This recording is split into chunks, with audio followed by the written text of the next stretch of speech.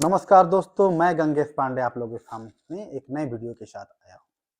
यह वीडियो चेतना और जागरूकता के लिए है। कृपया इसे जितना चाहे उतना शेयर करें और लाइक करें, सपोर्ट करें, क्योंकि ये वीडियो हमारे समाज और समझे बोलना क्या चाहता हूँ।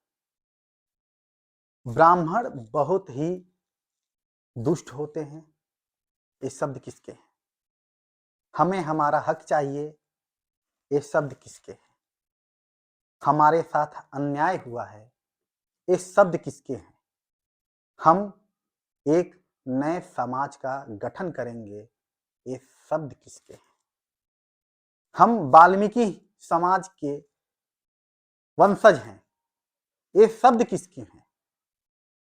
हम दलित हैं, हम दलित हैं, हम दलित हैं। ये शब्द किसके हैं?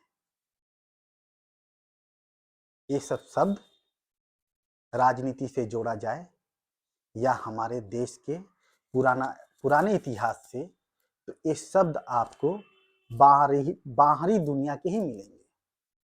ये शब्द ना तो भारत के वर्ण विभाजन के हिसाब से मिलते हैं और ना तो भारत के व्यवस्था को एक करने के हिसाब से। ये शब्द भारत के नहीं है।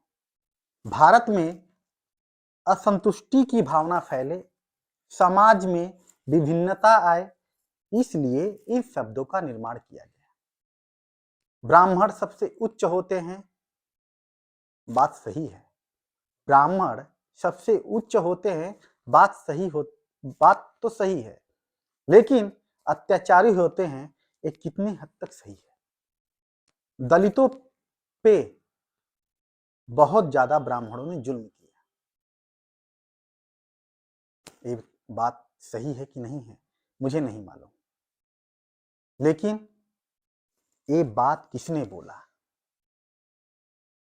जब तक ब्राह्मण रहेंगे तब तक दलितों को उनका अधिकार नहीं मिलेगा। ये शब्द किसके हैं? चलिए, मुझे तो नहीं मालूम ये शब्द किसके हैं, लेकिन मैं आपको एक कहानी बताना चाहता हूँ इसी टॉपिक के ऊपर और इन सब असंतुष्टि की भावना के ऊपर कि क्या समाज मेरा ऐसा था जैसा अभी है। तो एक कहानी आती है पुराण में, नाम है भविष्य पुराण, गीता प्रेस द्वारा प्रकाशित। उसमें वाल्मीकि का जन्म कैसे हुआ और उनकी क्या कहानी है, ये आज आपको बताता हूं। वाल्मीकि मृगव्याध नामक एक ब्राह्मण थे। वाल्मीकि से पहले उनका जीवन बहुत ही दुष्टता से परिपूर्ण था।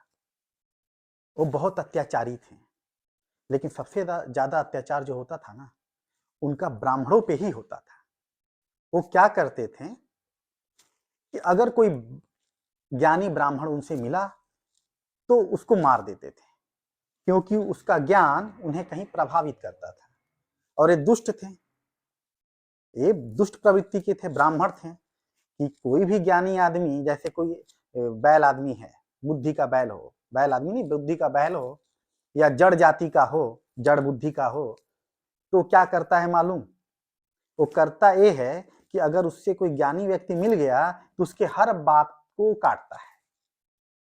और काटता ही नहीं है, जहां पे उसको समझ नहीं आता वो उसको वहां पे मार देता है। कभी कभी तो ऐसा भी हो जाता है, खून तक हो जाता है। क्यों? यही अंतर होता है ज्ञानी और अज्ञानी व्यक्ति के अंदर, क्योंकि ज्ञानी व्यक्ति की बात अज्ञानी समझ नहीं पाता। तो वाल्मीकि कुछ इसी प्रवृत्ति के व्यक्ति थे। उनका नाम था मृगव्याध।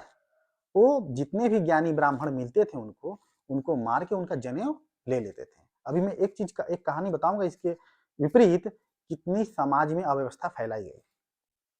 उसका जनेऊ ले लेते थे, वो जनेऊ जितना है एक जगह इकट्ठा करने लगते थे। उनका दिन दिन मतलब रोजमर्रा की जिंदगी में एक ऐसा कार्य सम्मिलित हो गया था कि उनको हर एक ब्राह्मण को मारना है जो ज्ञानी है। तो ये जब समाज में इस तरीके की एक डरावना छाप जो छोड़ दिए वाल्मीकि कि सबको मारेंगे मृगव्याध नामक ब्राह्मण, तो सब कोई डरने लगे। जितने ब्राह्मण है डरने लगे। ब्राह्मण जाके देवताओं के पास अनुरोध करने लगे कि प्रभु बचाइए, ये तो किसी को नहीं छोड़ेगा, ये अपने ही कुल का नाश कर रहा है, अपने ही समाज का नाश कर रहा है। तो इन्हें बहुत ब्राह्मण देवता लोग इस चिंता में पड़ गए, करे तो क्या करें। तो ब्रह्मा के पास गए। तो ब्रह्मा जी ने सोचा कि हाँ, इसका तो उचित व्यवस्था हमें निकालना चाहिए। तो उन्होंने क्या किया, सप्त ऋषि को बोला कि आप जाओ और उन्हें समझाओ